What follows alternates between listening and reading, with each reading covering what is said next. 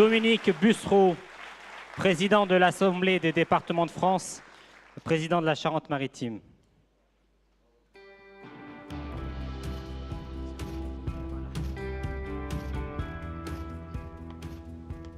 Chers amis, désormais des territoires unis, c'est un bonheur pour les départements de France de se retrouver ici, chère Martine.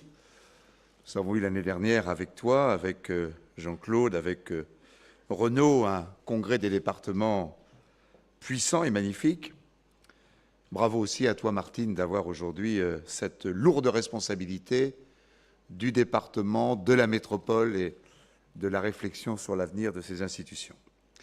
Merci à Renaud, merci à Hervé Morin de nous accueillir en avant-première. Nous faisons un peu la vedette américaine, on n'est pas payé très cher, la veille du Congrès des régions.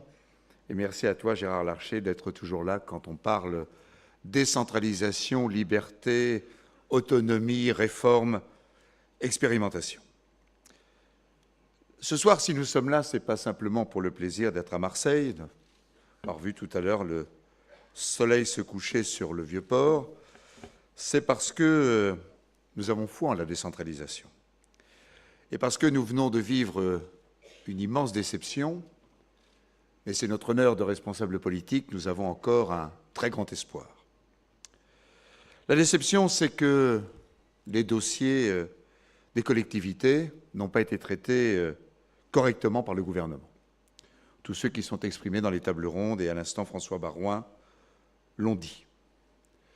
François Sauvadet, André Viola ont rappelé que l'État devait près de 9 milliards d'euros chaque année pour les plus pauvres, pour les personnes âgées, pour les personnes handicapées, que nous avions trouvé un accord intelligent sur des sommes toutes modestes avec le gouvernement, que le Premier ministre, hélas, ne l'a pas respecté sans nous prévenir, car en effet, nous n'avions pas été sages.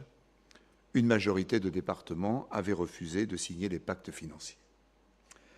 Alors, on peut penser qu'après l'été, les choses se régleraient. Il y a eu des mains tendues, il y a eu des paroles sympathiques et amicales, mais pour l'instant, rien n'est réglé. Le président de la République a présenté un plan pauvreté. Naturellement, pour les départements dans le social et l'ADN, pour les communes qui sont auprès des habitants, pour les régions qui organisent l'emploi, un plan pauvreté, c'est formidable, c'est juste. Mais quid du financement? Pour les jeunes majeurs, pour les aider, une fois qu'ils sont sortis de l'aide sociale à l'enfance, on nous promet 50 millions d'euros. Ça correspond aux besoins d'un seul département, le Nord. Il n'y a rien pour les autres, ou alors il faut répartir la pénurie. Les mineurs non accompagnés, ce n'est pas simplement un problème financier, c'est un problème humain. Vous imaginez ces garçons à 95% qui sont torturés en Libye, qui franchissent la frontière entre le Maroc et l'Espagne, côté africain, vers Ceuta, puis vers Gibraltar et l'Espagne, qui arrivent, qu'on nous demande de traiter avec les enfants qui nous sont confiés par la justice. C'était 25 000 l'an passé. Le flot, ces jours-ci, ces semaines-ci, est gigantesque. Il ne vient plus d'Italie, pour les raisons politiques que vous connaissez. Il vient d'Espagne. Et nous pensons qu'à la fin de l'année, le chiffre des 40 000 sera certainement dépassé. Et là-dedans, naturellement, hélas, beaucoup de faux mineurs et beaucoup de jeunes gens exploités par des réseaux de passeurs qui sont une atteinte aux droits de l'homme. La petite route de l'immigration est devenue une autoroute. Les filières mafieuses sont emparées et nos services, nos aides assistantes sociales sont submergées.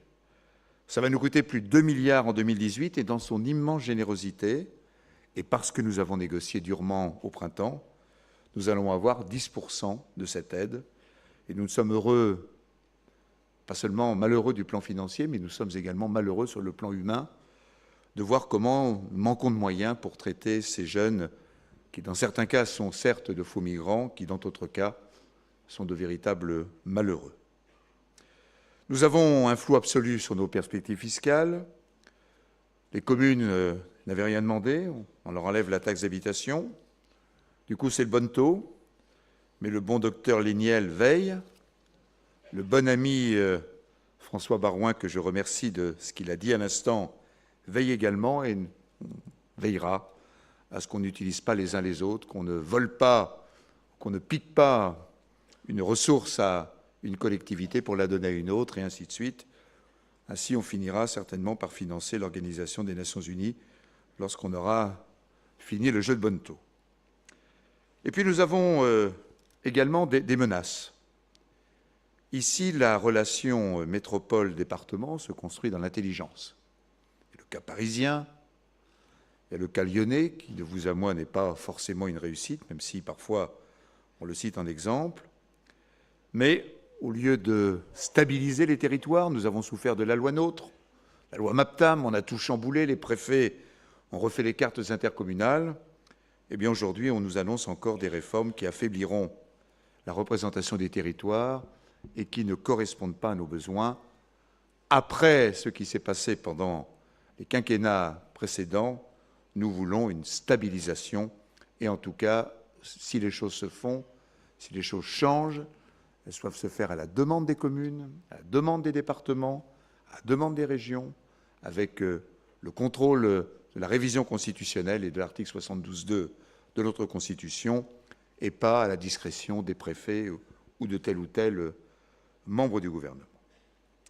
Alors, je voudrais dire, après cette déception, que nous reste l'espoir. L'espoir, c'est que, après les bonnes paroles, viennent enfin de bonnes décisions.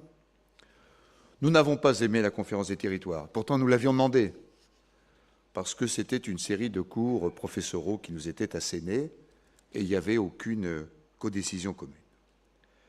Il y a aussi une mauvaise organisation du gouvernement de la République. Nous n'avons pas, quelle que soit la bonne volonté des membres du gouvernement avec lesquels nous travaillons, nous n'avons pas dans ce gouvernement un interlocuteur unique et crédible qui soit l'interlocuteur des collectivités locales. Et à chaque fois qu'on nous annonce une bonne parole girondine, il y a derrière un acte administratif jacobin. Est-ce que c'est de la duplicité? Est-ce que c'est la prégnance de la technostructure? Comme François, j'ai été un des locataires de Bercy et j'ai pu l'observer. Alors qu'est-ce que nous devons croire? Sont-ce les mots doux ou les circulaires qui disent l'inverse et les fâcheries sans préavis? En réalité, ça me fait penser au personnage de Molière. Je regrette beaucoup d'ailleurs que Jean-Claude ne soit pas là ce soir, car avec son accent, ça aurait encore plus de bonheur. Je cite Précieuse ridicule, Madelon, quel beau mot républicain. Madelon dit « Paris est le grand bureau des merveilles, le centre du bon goût, du bel esprit et de la galanterie. » Et Mascarille, autre précieuse ridicule, lui répond « Pour moi, je tiens que hors de Paris, il n'y a pas de salut pour les honnêtes gens. » Eh bien, je pense que les précieuses ridicules, parfois, sont revenus aux affaires et pas simplement sur la scène de nos théâtres. Il y a une volonté recentralisatrice, hélas, à contre-courant de ce qui se passe partout en Europe et dans le monde, sur le RSA, sur le handicap, sur nos pompiers, sur l'organisation des territoires. Et les pactes financiers, je n'y reviendrai pas, ils ont été largement évoqués, en sont l'illustration. En réalité, l'État fait le coucou dans le nid de notre bonne gestion. Quand nous faisons des économies, ne considère pas que c'est nous qui avons bien géré l'argent public, considère que nous l'avons fait parce qu'il nous y a obligés. Et ce n'est pas la vérité. Chers amis, il faut une vraie décentralisation. Et la vraie décentralisation, elle est possible, elle est facile et elle est souhaitable. Elle est possible. Le quinquennat permet au président de la République de mener une véritable décentralisation. Elle est facile. Vous les incarnez, nos territoires, ce soir. Ce sont des richesses, ce sont des initiatives, ce sont des volontés. Il suffit de les libérer. Elle est souhaitable parce que, quand on observe l'Europe à nos portes ou le monde entier, à part l'exemple un peu particulier de la Chine, on peut considérer que les pays décentralisés réussissent et que les pays centralisés stagnent ou en tout cas ont une croissance moindre. La mondialisation, qu'on l'aime ou qu'on ne l'aime pas, mes chers amis, c'est la souplesse, c'est l'adaptabilité, c'est l'intelligence et c'est le développement endogène. Alors, quelques propositions rapides. Je sens l'ombre de Caïn à mes côtés. L'État pourrait, au lieu de dépenser chaque année 30% de plus, il pourrait déconcentrer avec cela ses personnels. Je propose qu'on envoie 20% des fonctionnaires des ministères parisiens dans les départements, auprès de nos préfets, qui, eux, essayent de se battre à nos côtés pour nous aider au lieu de nous emmerder. Je souhaite un État à nos côtés et pas dans la défiance. Et comme François l'a excellemment dit, si cette révolution girondine ne se fait pas, ce sera les incompréhensions, ce sera les découragements, les lassitudes, la passivité démocratique et également crise morale et politique.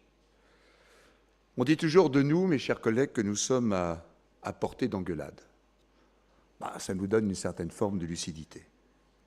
Alors, soyons fiers de cette nouvelle alliance pour les libertés locales. Incarnons l'esprit de la décentralisation, incarnons sa pratique, incarnons la confiance, car sans confiance, il n'y a pas de progrès économique, il n'y a pas de progrès social, et surtout, il n'y a plus de démocratie. Je vous remercie.